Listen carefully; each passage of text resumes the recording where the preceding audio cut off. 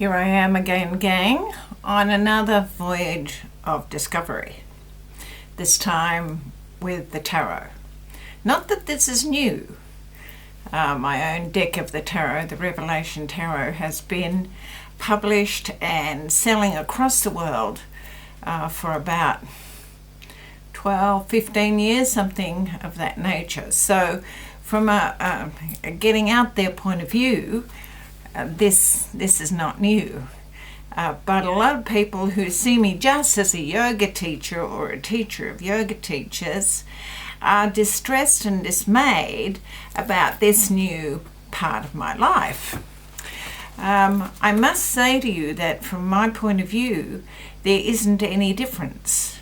The things that I taught and still teach in yoga, particularly about the cerebrospinal fluid, DNA, and T cells and all those kind of things, the chakras and the koshas are all very relevant when we're looking at the tarot.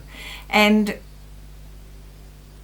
I don't know about you, but I do watch television programs, rightly or wrongly, on people who theoretically read minds, like Tyler Henry, for instance, who is purported to read people who are dead and explain them to people who are living.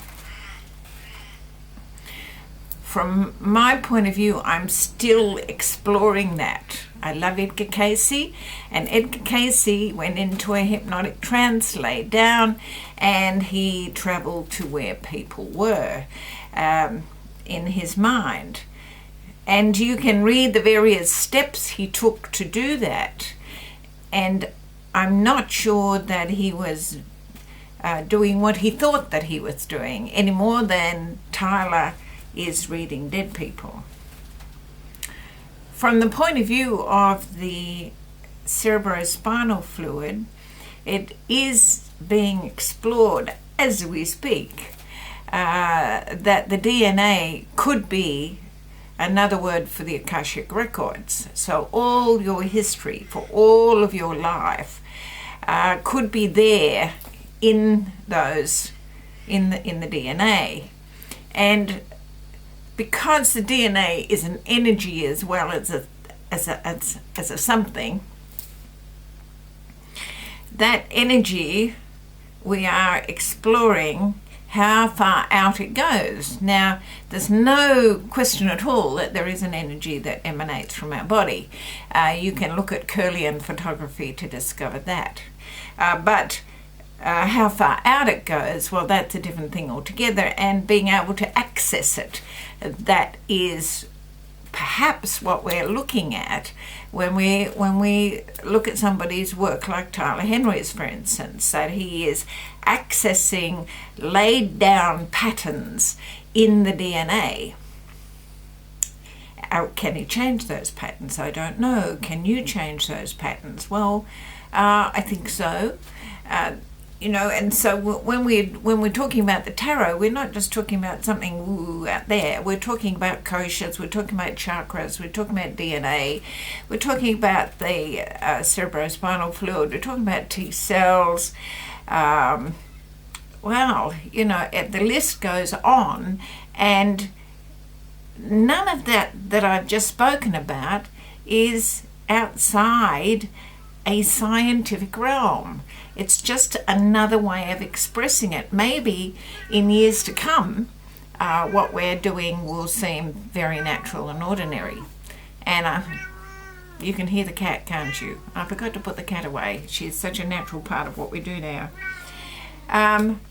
With regards to the tarot, some people say that they can't come to yoga because I do the tarot, or the church says that I can't do this and I can't do that because I do the tarot.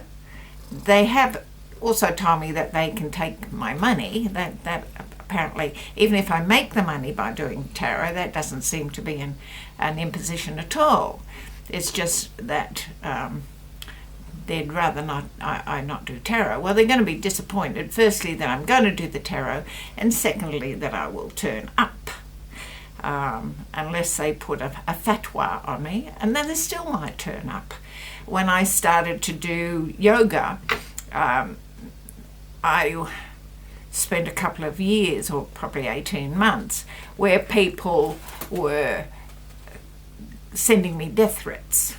Not via the email, because there wasn't email there. They actually used the phone or used the post and sent me death threats.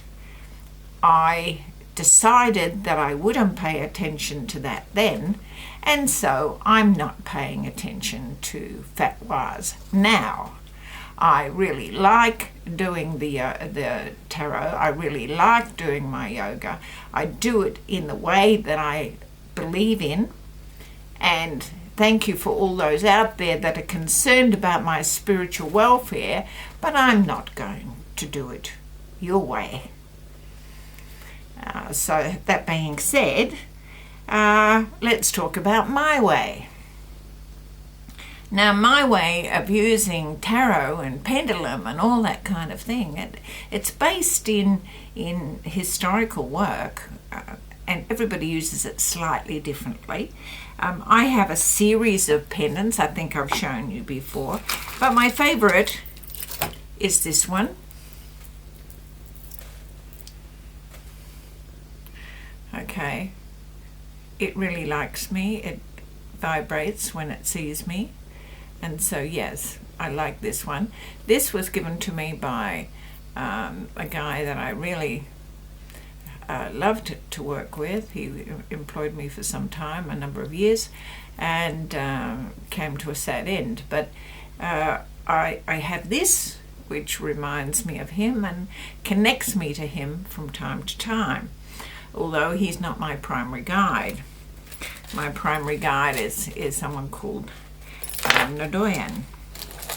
Okay, so every morning I have this wonderful book, and I write in this book from my meeting with Nadoyan.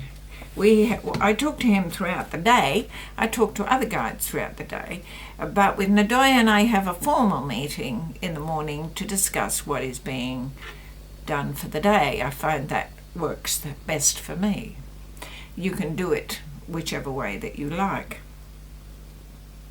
I have just finished a course in giving a course in my tarot, the Revelation Tarot.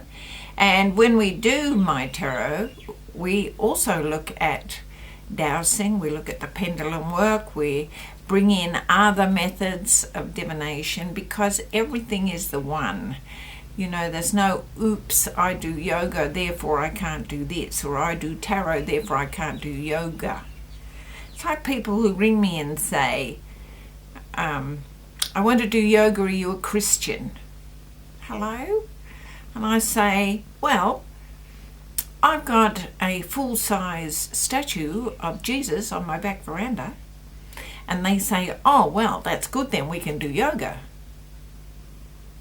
When they come, they might also discover that I've got a sort of a 4-foot-high picture of the Archangel Michael, and I've got a 4-foot-high painting of the Buddha, and I have abstract art on the walls, and I've got pin boards of my grandchildren, and I've got all kinds of things, and Buddhas and Ganeshas and what have you. Not just Jesus on the walls, because Jesus is not the only one. There is a God, and lots of people follow. We come in one way and we go out one way. We don't say, well, I prefer to go through the Buddha gate, please, or no, I don't want to meet that person on the other side. I just want to meet this person. We don't have a choice, people. When we die, we die. When we pass on, we pass on, whatever you want to call it. That's what we do. So, anyway, for me, everything is everything. I just do what I believe that I am here to do. And I'm very, very excited about doing what I do.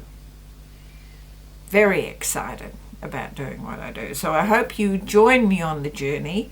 If you go to www.mytarot.moonfruit.com, you'll find application to my next course. So I'm going to do a short course, and then later on in the year I'm going to do a long one.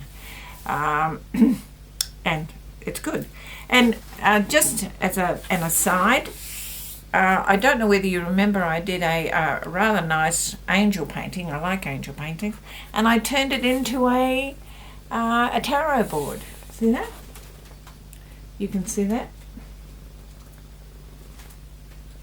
How good is that? And so, yeah, if you want an angel tarot board, you can have one. I will do one for you. And it is beautiful using the tarot board with the angels there. Not entirely necessary. You can do your pendulum or your tarot or anything else with whatever you have around you. A friend of mine, and I talk about him often, he became a really, really influential businessman. He owned heaps of fabulous houses, and he started out selling vitamins in his back room. And he did the most extraordinary things. You know, he'd say, I'm going to buy this house or that house. And I think, well, how can you do that? And he said, well, the pendulum is telling me how. And he had his pendulum attached to his keychain. So he didn't make any decisions at all without using that. And he became a really very, very wealthy man using the pendulum and consulting the tarot and doing things of that nature. I'm not saying that he's right or he's wrong for you, that direction is what you should do, but it worked. A lot of people do things that don't work. His thing did work. So, if you want to try something that works, try the pendulum. And if you don't know how to do the pendulum, come to one of my little courses and learn how to do the pendulum. You can always read about it. But I'm going to do some clever things. I'm going to do a booklet with charts, because people seem to not be able to think about charts. I'm going to do some pendulum kits. I did some really interesting pendulums using ancient corks, which are beautiful. I'm going to Twitter away. This is going to be a new skill for me. And I'm going to start a network. I think I will call it the Ganesha something or other Institute, because Ganesha is a remover of obstacles. And we all need obstacles removing, I would say, of one kind or another. Ganesha is the go-to. Okay, this is the beginning of our new voyage in the tarot. To those people who think I am betraying yoga, I apologize, but I won't be stopping. This is me. Namaste.